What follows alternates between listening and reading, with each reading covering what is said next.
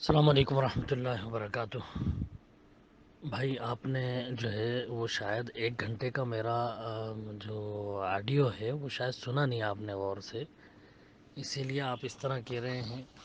کہ آپ نے ایک بھی حدیث سے جواب نہیں دیا، صرف آپ کی رائے اور کچھ محدثین کے قول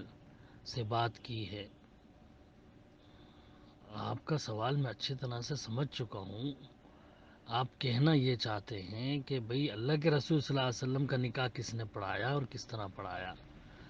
اور آپ کے بعد کسی صحابی نے کیا کسی کا نکاح پڑھایا، کیا طریقہ تھا نکاح پڑھانے کا؟ جس طرح طلاق کا طریقہ جو ہے ذکر ہے، تو کیا نکاح کا کوئی طریقہ ہے؟ تو بھائی میں نے تو پورا 1 گھنٹہ وہی تو بتایا ہے، اس میں آپ نے غور ہی نہیں کرا۔ خطبہ نکاح کے بارے میں جو میں نے اتنی تفصیل بتائی ہے کہ حضرت عبداللہ بن مسعود رضی اللہ عنہ کہہ رہے ہیں کہ اللہ کے رسول صلی اللہ علیہ وسلم ہمیں سکھایا کرتے تھے نکاح وغیرہ کے وقت خطبہ دینا، جس طرح تشہد سکھاتے تھے اتحیات میں، اس طرح جو ہے سب کو نکاح کے موقع پر خطبہ دینا سکھاتے تھے۔ آپ نے کیونکہ سوال اوپر یہی کیا تھا نا کہ بھئی میرے تو علم کے مطابق، میری تحقیق کے مطابق شرط بس یہی 4 ہیں، اس میں خطبہ نہیں ہے، ایجاب قبول کرا لیا، ولی ہو اور گواہان ہو۔ خطبے کا آپ نے کہا کہ نہیں ہے ذکر کہیں بھی، یا نکاح پڑھاتے وقت خطبہ کہنے کا عموماً جو ہے آج یہی انکار کرنے لگے ہیں لوگ خطبے کا۔ تو میں نے یہی چیز اس میں بتائی ہے کہ جو چیز اللہ کے رسول صلی اللہ علیہ وسلم نے سکھائی ہے نکاح کے وقت بھائی کیا کرنا ہے، خطبہ پڑھنا ہے، اس کے بعد ایجاب و قبول کرانا ہے۔ تو وہ خطبہ اللہ کے رسول صلی اللہ علیہ وسلم سکھایا کرتے تھے سب صحابہ کو، جس طرح تشہد سکھاتے تھے۔ علمنا رسول اللہ صلی اللہ علیہ وسلم، اللہ کے رسول صلی اللہ علیہ وسلم ہمیں سکھاتے تھے خطبۃ الحاجہ فی النکاح وغیرہ، خطبہ حاجت نکاح وغیرہ میں۔ تو یہ الفاظ کیا کافی نہیں ہیں؟ اور سارے محدثین کے نام میں نے گنائے کہ سب محدثین تقریباً اس خطبے کو کتاب النکاح باب فی خطبۃ النکاح میں لائے ہیں۔ ترمذی باب ما جاء فی خطبۃ النکاح، ابو داؤد کتاب النکاح میں باب فی خطبۃ النکاح، امام دارمی کتاب النکاح باب فی خطبۃ النکاح، امام نسائی کتاب النکاح باب ما یستحب من الکلام عند النکاح، نکاح کے وقت کیا کلام سب سے پہلے ہونا چاہیے، کس طرح خطبہ پڑھنا چاہیے۔ ابن ماجہ کتاب النکاح باب خطبۃ النکاح، عبدالرزاق بہقی امام نسائی عمل یوم اللیلہ سب خطبۃ النکاح کے باب باندھ رہے ہیں، یعنی نکاح کے وقت خطبہ پڑھنا، یہی تو وہ اللہ کے رسول نے سکھایا۔ اب ایک سنت طریقہ جو اللہ کے رسول صلی اللہ علیہ وسلم سے ثابت ہے، اس کو آپ یہ کہیں کہ نہیں خطبہ پڑھنا ثابت نہیں ہے، یا اللہ کے رسول بھائی اللہ کے رسول صلی اللہ علیہ وسلم کے تعلق سے میں نے بتایا کہ ایک تو نجاشی نے خطبہ پڑھ کر کے نکاح کرایا اللہ کے رسول صلی اللہ علیہ وسلم کا۔ اللہ کے رسول صلی اللہ علیہ وسلم نے جب نجاشی کو لکھا کہ ہاں بھئی میرا نکاح تم پڑھا دو، تو حضرت ام حبیبہ رضی اللہ تعالیٰ کا نکاح خود نجاشی نے پڑھایا، اور میں نے آپ کو اس میں جو ہے باقاعدہ اس کے الفاظ بھی خطبے کے بتائے تھے، روایت کہ بھی نجاشی نے کن الفاظ سے جو ہے خطبہ پڑھایا تھا، اس کا حوالہ بھی میں نے آپ کو دیا تھا کہ البدایہ والنہایہ میں امام ابن کثیر رحمۃ اللہ علیہ، امام ابن حجر اپنی تاریخ میں، اور بڑے بڑے مورخین لائے ہیں، اور پھر شروع دور کے محدث اور مورخ ابن زبیر البکار جن کے بارے میں نے بتایا تھا، اور امام ابو عوانہ جو شروع کے محدثین ہیں، سیاستہ کے دور کے محدثین، 206 ہجری میں ان کی پیدائش ہوئی، انہوں نے تو واجب قرار دیا، باب باندھا باب وجوب الخطبۃ عند العقد، نکاح کے وقت جو ہے خطبے کا واجب ہونا، تو اس طرح کے میں نے تفصیل آپ کو بتائی ہے پوری، اس میں 1 گھنٹے کی آپ کہہ رہے ہیں کوئی حوالہ ہی نہیں دیا اس میں۔ اللہ کے رسول صلی اللہ علیہ وسلم کے بارے میں صرف اگر آپ جاننا چاہتے ہیں کہ ہاں بھائی اللہ کے رسول کا نکاح کس نے پڑھا ہے، تو میں آپ کو بتا چکا ہوں کہ ہاں بھائی جو ہے نجاشی کے تعلق سے تو ملتا ہے کہ خطبہ پڑھا کر کے انہوں نے ام حبیبہ رضی اللہ عنہا کا نکاح اللہ کے رسول صلی اللہ علیہ وسلم سے پڑھایا، اور حضرت زینب رضی اللہ تعالیٰ کا میں نے بتایا کہ بھئی انہوں نے جو ہے فخریہ طور پر کہا کہ جو ہے تمہارے نکاح، اپنی دوسری سوکنوں کو کہا کہ بھئی تمہارے نکاح تو تمہارے ولیوں نے پڑھایا ہے، اور میرا نکاح اللہ تعالیٰ نے 7 آسمانوں کے اوپر سے کیا ہے۔ وہ بھی حدیث میں نے آپ کو بتائی تھی۔ اور حضرت ام سلمہ رضی اللہ تعالیٰ کا نکاح ان کے بیٹے حضرت عمر نے پڑھایا تھا اللہ کے رسول صلی اللہ علیہ وسلم سے۔ اب وہاں ضروری نہیں کہ پوری تفصیل ہو کہ کیسے پڑھایا تھا، بس جو مقصد ہوتا ہے محدث کا یا صحابی نے جو چیز بیان کرنی تھی وہ بیان کر دی۔ طریقہ تو اللہ کے رسول نے سکھایا ہوا ہے۔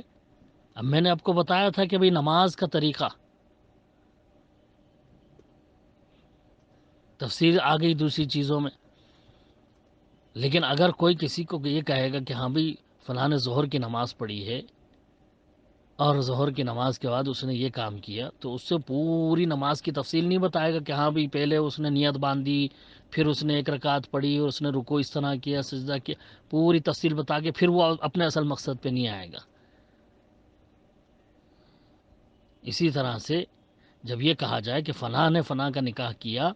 تو اس کا مطلب یہ کہ سنت کے مطابق کیا، جو اللہ کے رسول نے طریقہ سکھایا بتایا ہے اسی کے مطابق کیا ہے۔ ہاں یہ واجب نہیں، علماء کے اس میں اختلاف ہے کہ ہاں بھئی یہ کیا واجب ہے، کیا بغیر خطبے کے نکاح نہیں ہوگا، اس پر اختلاف ہے۔ اور اکثر جب میں نے وہ بتا دیا، جمہور علماء نے کہا کہ ابھی واجب نہیں ہے، اگر خطبہ نہیں پڑھا کسی وجہ سے اس سنت پر عمل نہیں کر سکے تو ایجاب قبول کرا دیا گواہوں کے سامنے اور ولی کی موجودگی میں، تو نکاح ہو گیا۔ علماء کے فتاوے بھی مجھے اس وقت زیادہ نہیں مل سکا، آڈیو بھی بہت لمبا ہو گیا تھا، وہ 1 گھنٹے سے زیادہ ہی چلا گیا تھا، ورنہ میں آپ کو فتاوے بھی بڑے بڑے علماء عرب کے فتاوے بھی سناتا، جس میں وہ یہ کہہ رہے ہیں کہ مستحب یہی ہے، سنت طریقہ یہی ہے، مشروع یہی ہے کہ پہلے خطبہ پڑھا جائے، اس کے بعد ایجاب و قبول کرایا جائے، یہی طریقہ ہے۔ حضرت عمر رضی اللہ عنہ کی روایت میں آپ کو سنا چکا تھا کہ حضرت عمر نے اپنی بیٹی حضرت حفصہ رضی اللہ عنہ کا نکاح کرایا اللہ کے رسول صلی اللہ علیہ وسلم سے۔ اور داؤد راز صاحب نے جو بخاری کا ترجمہ کیا ہے اس میں یہی لکھا ہے، تزوج کا مطلب کہ حضرت عمر نے اللہ کے رسول صلی اللہ علیہ وسلم کا نکاح پڑھا دیا۔ تو بھائی کیونکہ سنت طریقہ ہی وہی تھا، طریقہ ہی اللہ کے رسول صلی اللہ علیہ وسلم نے یہ سکھایا تھا کہ ہاں بھئی نکاح کے وقت خطبہ پڑھا جائے۔ اس کی ساری دلیلیں میں نے آپ کو دی، کتاب کے حوالے، باب اور حدیث نمبر سب دیا میں نے آپ کو، اور اللہ کے رسول صلی اللہ علیہ وسلم کا بھی نکاح جو ہے جو ملتا ہے وہ میں نے آپ کو بتا دیا، بھلے کچھ جو ہے موقعوں پر نہیں ملتا کہ ہاں بھئی اللہ کے رسول کا نکاح کس نے پڑھایا یا کسی نے پڑھایا یا نہیں پڑھایا، اس کی تفصیل نہیں ملتی ہمیں، تو اس پر علماء اسلام یہ کہتے ہیں کہ بھئی اگر یہ ایسا ہے کہ بھئی اللہ کے رسول صلی اللہ علیہ وسلم کا اس موقع پر، جیسے حضرت عائشہ کا یا حضرت کیا نام ہے جویریہ رضی اللہ عنہ یا حضرت حفصہ